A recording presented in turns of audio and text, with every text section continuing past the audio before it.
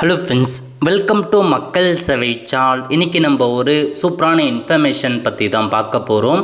அதாவது மெட்ராஸ் யூனிவர்சிட்டியில் இலவச கல்வி திட்டத்துக்கு எப்படி ஆன்லைன் மூலமாக ஸ்டெப் பை ஸ்டெப்பாக அப்ளை பண்ணுறது தான் இந்த வீடியோ பார்க்க போகிறோம். இந்த வீடியோ ஸ்கிப் பண்ணாமல் ஃபுல்லாக பாருங்கள். அது மட்டும் அல்ல, இந்த வீடியோ நிறைய பேருக்கு ஷேர் பண்ணுங்கள். ஃபஸ்ட் இந்த வெப்சைட் பண்ணிக்கோங்க. இந்த வெப்சைட்கான லிங்க்காக நான் டிஸ்கிரிப்ஷன் கொடுத்துட்றேன்.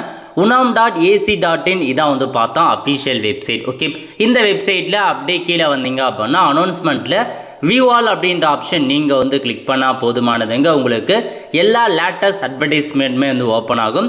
இதில் கொடுத்துருக்காங்க பாருங்கள், Madras university free education scheme for the academic year 2026-27 இந்த ஆப்ஷன் நீங்கள் கிளிக் பண்ணிங்க அப்படின்னா இந்த மாதிரி தாங்க ஒரு பேஜ் ஓப்பன் ஆகும்.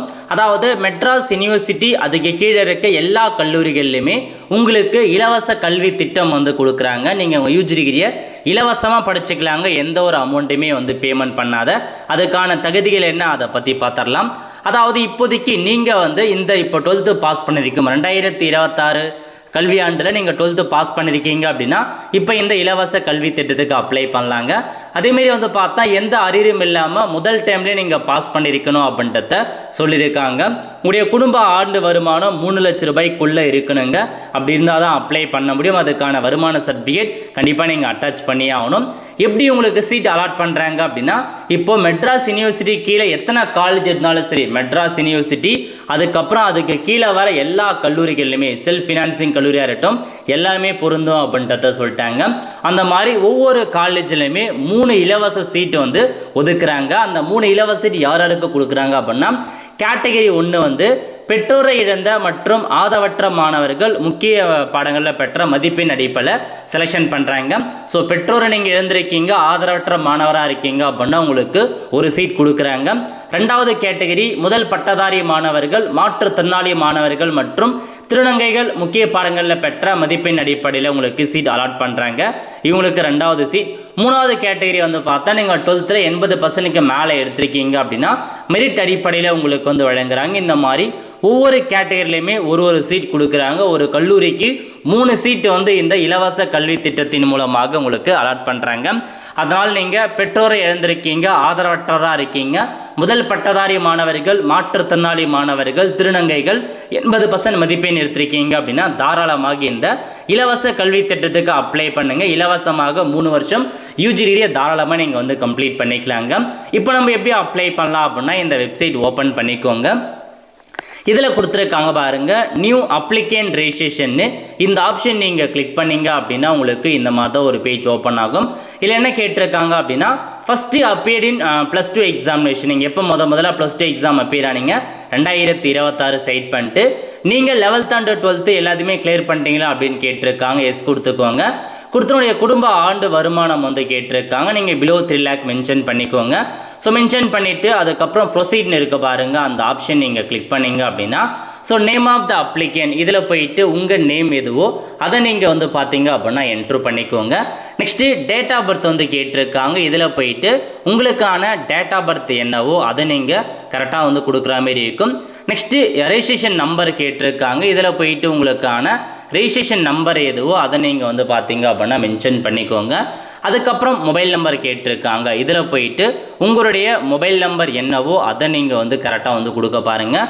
கொடுத்துரு எஜுகேஷன் குவாலிஃபிகேஷன் போர்டு கேட்டிருக்காங்க. நீங்கள் ஸ்டேட் போர்டா சிபிஎஸ்சியா அப்படின்னு மென்ஷன் பண்ணிக்கோங்க. மென்ஷன் பண்ணதுக்கப்புறம் +2 பாஸ்ரான்னு கேட்டிருக்காங்க. அதுக்கு நீங்கள் எஸ் கொடுத்துக்கோங்க. எஸ் கொடுத்துட்டு எவ்வளோ மதிப்பெண் எடுத்திருக்கீங்க 500, அதாவது 600க்கு நீங்கள் எவ்வளோ மதிப்பெண் எடுத்திருக்கீங்களோ அதை என்ட்ரு பண்ணிவிட்டு ரெஜிஸ்டர் அப்படின்ற ஆப்ஷன் நீங்கள் கிளிக் பண்ணிங்க அப்படின்னா போதுமானது. உங்களுக்கு இந்த மாதிரி ஆட்டோமேட்டிக்காக அக்கௌண்ட் க்ரியேட் ஆகிடுச்சு. அதுக்கப்புறம் என்ன கேட்டிருக்காங்க அப்படின்னா, மெயில் அட்ரஸ் கேட்டிருக்காங்க. இதில் போயிட்டு உங்களுக்கான மெயில் அட்ரஸ் எதுவோ அதை நீங்கள் மென்ஷன் பண்ணுற மாரி இருக்குங்க. என்ட்ரு பண்ணிட்டு ஜெண்டர் கேட்டிருக்காங்க. நீங்கள் மேல்னா மேல் கொடுங்க, ஃபீமேல்னா ஃபீமேல் கிளிக் பண்ணிக்கோங்க. நெக்ஸ்ட்டு ஃபாதர் நேம் கேட்டிருக்காங்க. அதுக்கப்புறம் மதர் நேம் கேட்டிருக்காங்க. நெக்ஸ்ட்டு ஆக்குபேஷன், ஃபாதர் என்னமான ஒர்க் பண்ணுறாரு, ஃபார்மர் அப்படின்னா ஃபார்மர் கொடுத்துக்கோங்க. மதர் என்னமான ஒர்க் பண்ணுறாங்க அப்படின்னா நீங்கள் ஹவுஸ் ஒய்ஃப்னா ஹவுஸ் ஒய்ஃப் அப்படின்னமே நீங்கள் மென்ஷன் பண்ணிக்கலாங்க. நெக்ஸ்ட்டு உடைய ஆனுவல் இன்கம் கேட்டிருக்காங்க. குடும்ப ஆண்டு வருமானம் கொடுத்துட்டு இவங்களுக்கு நீங்கள் 0 அல்லது நில் அப்படின்னு மென்ஷன் பண்ணிக்கலாம். இதுக்கப்புறம் என்ன கேட்டிருக்காங்க அப்படின்னா உங்களுக்கான அட்ரஸை ஃபில் பண்ண போகிறீங்க. ஸோ முதல்ல பாருங்கள், அட்ரஸ் லைன் 1ல் போயிட்டு டோர் நம்பர் என்ன, ஸ்ட்ரீட் நேம் என்ன, அட்ரஸ் லைன் 2ல வந்து பார்த்தீங்க வில்லேஜ் நேம் அந்த மாதிரி கொடுத்துட்டு அதுக்கப்புறம் டிஸ்ட்ரிக்ட் கேட்டிருக்காங்க. உங்கள் சொந்த டிஸ்ட்ரிக்ட் எதுவோ அதை நீங்கள் வந்து பார்த்தீங்க அப்படின்னா என்டர் பண்ணுற மாதிரி இருக்கும். நெக்ஸ்ட்டு சிட்டி கேட்டிருக்காங்க. உங்கள் சிட்டி நேமை மென்ஷன் பண்ணிவிட்டு பின்கோடு கேட்டிருக்காங்க. பின்கோடை வந்து கொடுத்துக்கோங்க. அதுக்கப்புறம் இதில் வந்து பாருங்கள் ஒரு சில கேட்டகரி ஆல்ரெடி சொன்னால் அந்த 6 கேட்டகரி கீழே வரணும். நீங்கள் டிஃப்ரெண்ட் ஏபிள் பர்சன் அப்படின்னா என்னமான டிஃப்ரெண்ட் ஏபிள் பர்சன் கொடுத்துக்கோங்க. டிரான்ஸ்ஜெண்டர் அப்படின்னா எஸ் கொடுத்துக்கோங்க, இல்லை நோ சைட் பண்ணிக்கோங்க. அர்பனாக இருக்கீங்க, பேரண்ட்ஸ் இல்லாமல் இருக்கீங்க அப்படின்னா எஸ் கொடுத்துக்கோங்க, இல்லை நோ சைட் பண்ணிக்கோங்க. விடோ சில்ட்ரன் அப்படின்னா எஸ் கொடுங்க, இல்லை நோ சைட் பண்ணிக்கோங்க. ஃபஸ்ட்டு கிராஜுவேட் அப்படின்னா எஸ் கொடுத்துக்கோங்க, இல்லை நோ வந்து சைட் பண்ணுற மாதிரி இருக்கும். ஸோ இந்த மாதிரி இதில் ஏதாச்சும் ஒரு கேட்டகரி நீங்கள் கிளிக் பண்ணி ஆகணும். அப்படி நீங்கள் கிளிக் பண்ணாலும் அதுக்கான எவிடன்ஸ் நீங்கள் இதில் வரீங்க அப்படின்னா கண்டிப்பாக அதுக்கான டாக்குமெண்ட்டை சப்மிட் பண்ணியே ஆகணுங்க. இப்போது இதில் சேவ் கொடுத்துருக்காங்க பாருங்கள், சேவ் பர்சனல் டீட்டெயில்ஸ்னு இந்த ஆப்ஷன் நீங்கள் கிளிக் பண்ணிங்க அப்படின்னா ஸோ உங்களுக்கான டீட்டெயில்ஸ் வந்து சேவ் ஆகிடும். அதுக்கப்புறம் அடுத்த பேஜ் வந்து ஓப்பன் ஆகும்.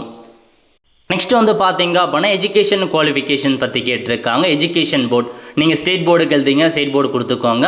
ஸோ கொடுத்துட்டு ஸ்கூல் நேம் வந்து கேட்டிருக்காங்க. நீங்கள் 12th எந்த ஸ்கூலில் படிச்சிங்க அப்படின்னு ஃபுல்லாக மென்ஷன் பண்ணிக்கோங்க. அதேமாரி அது எந்த ஸ்கூல், ஸ்டேட் கவர்மெண்ட் ஸ்கூலா, எய்டடா, ப்ரைவேட் ஸ்கூலா, சென்ட்ரல் கவர்மெண்ட்டா, சிபிஎஸ்சியா அந்த மாதிரி கேட்டிருக்காங்க. அதுக்கப்புறம் குரூப் கேட்டிருக்காங்க. நீங்கள் 12th எந்த குரூப், வொகேஷனல் குரூப்பா, ஆர்ட்ஸா, சயின்ஸா அப்படின்ற மாதிரி நீங்கள் வந்து மென்ஷன் பண்ணிக்கோங்க. மென்ஷன் பண்ணிவிட்டு நெக்ஸ்ட்டு வந்து பார்த்தீங்க அப்படின்னா சப்ஜெக்ட், ஒவ்வொரு சப்ஜெக்ட்லையும் எவ்வளோ மதிப்பெண் எடுத்தீங்க அப்படின்னு கொடுங்க. முதல்ல லாங்குவேஜ் பேப்பர் தமிழ் லாங்குவேஜை கொடுத்துட்டு ஸோ எவ்வளோ மதிப்பெண் எடுத்தீங்க, அதாவது 100க்கு நீங்கள் எவ்வளோ மதிப்பெண் எடுத்தீங்க அப்படின்றத மென்ஷன் பண்ணுங்கள். மந்த்து மற்றும் இயர் ஆஃப் பாசிங் வந்து எந்த மந்த்து எந்த இயரில் பாஸ் பண்ணீங்க அப்படின்னு கொடுத்துக்கலாம். நெக்ஸ்ட் இங்கிலீஷ் கேட்டிருக்காங்க. இங்கிலீஷில் எவ்வளோ மதிப்பெண் எடுத்தீங்க, அதேமாரி ஆட்டோமேட்டிக்காக மந்த்து இயர் வந்துருச்சு. நெக்ஸ்ட்டு சப்ஜெக்ட் கேட்டிருக்காங்க. உங்களுக்கு அடுத்த கட்டமாக என்ன சப்ஜெக்ட் வந்துச்சோ அந்த 3வது சப்ஜெக்ட் அதை கொடுத்துட்டு எவ்வளோ மதிப்பெண் எடுத்தீங்க அப்படின்னு ஃபில் பண்ணுற மாதிரி இருக்கும். அதுக்கப்புறம் என்ன சப்ஜெக்ட் வந்துச்சோ அதை நீங்கள் வந்து கொடுத்துட்டு அதில் எவ்வளோ மதிப்பெண் எடுத்தீங்க அப்படின்னு ஃபில் பண்ணுங்கள். ஸோ நெக்ஸ்ட் என்ன சப்ஜெக்ட், எல்லாம் ஒவ்வொரு சப்ஜெக்டாக நீங்கள் வந்து ஆட் பண்ணிட்டு வந்துட்டே இருக்கணும். ஸோ அதுதான் உங்களுக்கு மார்க் ஷீட்டில் இருக்க மாதிரி பார்த்து உங்களுக்கான சப்ஜெக்ட் எல்லாமே கொடுத்துக்கோங்க. ஸோ ஃபைனலாக லாஸ்ட் சப்ஜெக்ட் என்ன அப்படின்னு மென்ஷன் பண்ணிவிட்டு அதில் எவ்வளோ மதிப்பெண் எடுத்தீங்க அப்படின்னு கொடுங்க. இந்த மாதிரி எல்லா மதிப்பெண்ணுமே கரெக்டாக கொடுத்துக்கோங்க. இதில் மென்ஷன் பண்ணிட்டாங்க. ஸோ எவ்வளோ மார்க் வருதுருக்கு எல்லாமே கொடுத்துருக்காங்க. சேவ் எஜுகேஷன் டீடைல்ஸ் கிளிக் பண்ணிங்க அப்படின்னா இந்த இன்ஃபர்மேஷன் வந்து சேவ் ஆகிட்டு உங்களுக்கு அடுத்த கட்டமாக டாக்குமெண்ட் சப்போர்ட் பண்ணுற மாதிரி இருக்குங்க. டாக்குமெண்ட்டை பொறுத்த வரைக்கும் அண்ட் +2 மார்க் ஷீட் வந்து கேட்டிருக்காங்க. அது கட்டாயமாக அப்லோட் பண்ணி ஆகணும். ப்ரொஃபஷனல் மார்க் ஷீட் கூட அட்டாச் பண்ணிக்கலாம். நெக்ஸ்ட்டு வருமான சர்டிஃபிகேட் கேட்டிருக்காங்க. வருமான சர்டிஃபிகேட் அட்டாச் பண்ணுங்கள். வருமான சர்டிஃபிகேட் இல்லை அப்படின்றவங்க நீங்கள் ஆன்லைனில் அப்ளை பண்ணதுக்கான அந்த ஒப்புகை சீட்டு இருக்குது அப்படின்னா அதை நீங்கள் அப்லோட் பண்ணிக்கலாம். நெக்ஸ்ட்டு வந்து பாருங்கள், இந்த டிஃப்ரெண்ட் ஏபிள் பர்சனாக இருக்கீங்க அப்படின்னா இந்த இடத்துல அப்லோட் கொடுத்துக்கோங்க. ஆதரவற்ற மாணவர் அப்படின்னா இந்த இடத்துல அதுக்கான டாக்குமெண்ட்டை கொடுக்கணும். ஸோ பேரண்ட்ஸ் எழுந்திருக்கீங்க அப்படின்னா டெத் சர்டிஃபிகேட் அதுக்கான இடத்துல அப்லோட் பண்ணுங்கள். ஃபஸ்ட் கிராஜுவேட் கொடுத்தீங்க அப்படின்னா அதுக்கான இடத்துல ஃபஸ்ட் கிராஜுவேட் அப்லோட் பண்ணலாம். அல்லது நீங்கள் ஆன்லைனில் இப்போ தான் அப்ளை பண்ணியிருக்கேன் அப்படின்னா ஒப்புதல் சீட்டை அப்லோட் பண்ணிக்கலாங்க. ஸோ இந்த மாதிரி இதெல்லாம் உங்களுக்கு டாக்குமெண்ட்ஸ் கட்டாயமோ அதை மட்டும் அப்லோட் பண்ணிக்கோங்க. ஸோ 12th மார்க் ஷீட் கட்டாயம், வருமான சர்டிஃபிகேட் கட்டாயம். அதை தவிர்த்து நீங்கள் என்ன கேட்டகரியோ அதை நீங்கள் வந்து செலெக்ஷன் பண்ணிக்கோங்க. எல்லாமே கரெக்டாக செக் பண்ணி பார்த்துட்டு கீழே கொடுத்துருக்காங்க பாருங்கள், ஐ அக்ரி அண்ட் அப்ளைன்னு அந்த ஆப்ஷன் நீங்கள் வந்து கிளிக் பண்ணிக்கோங்க. இப்போ நீங்கள் டாக்குமெண்ட் அப்லோட் பண்ணி முடிச்சதுக்கப்புறம் உங்களுக்கான அப்ளிகேஷன் வந்து சக்ஸஸ்ஃபுல் ஆகிடுச்சிங்க. டவுன்லோட் அப்ளிகேஷன் கீழே கொடுத்துருக்காங்க, அதை கிளிக் பண்ணிங்க அப்படின்னா ஸோ நீங்கள் அப்ளை பண்ணதுக்கான அந்த அப்ளிகேஷன் ஃபார்ம் வந்து டவுன்லோட் ஆகிட்டு உங்களுக்கு இந்த மாதிரி தாங்க ஓப்பன் ஆகும். இல்லை நீங்கள் கொடுத்த எல்லா இன்ஃபர்மேஷன்ஸுமே மென்ஷன் பண்ணியிருப்பாங்க, நோட் பண்ணிக்கோங்க. ஸோ என்ன சொல்லியிருக்காங்க அப்படின்னா உங்களுக்கு அந்த ஃப்ரீ எஜுகேஷன் கவுன்சிலிங் வந்து பார்த்தீங்கன்னா எஸ்எம்எஸ் மூலமாக தெரிவிப்போம், அப்போ நீங்கள் வந்து அட்டன் பண்ணிக்கலாம் அப்படின்ற மாதிரி தெரிவிச்சிருக்காங்க. ஸோ இதாங்க உங்களுக்கான அப்ளிகேஷன் ஃபார்மை தெளிவாக வந்து சேவ் பண்ணி வச்சுக்கோங்க, ஃபியூச்சர் ரெஃபரன்ஸுக்கு யூஸ் ஆகும்.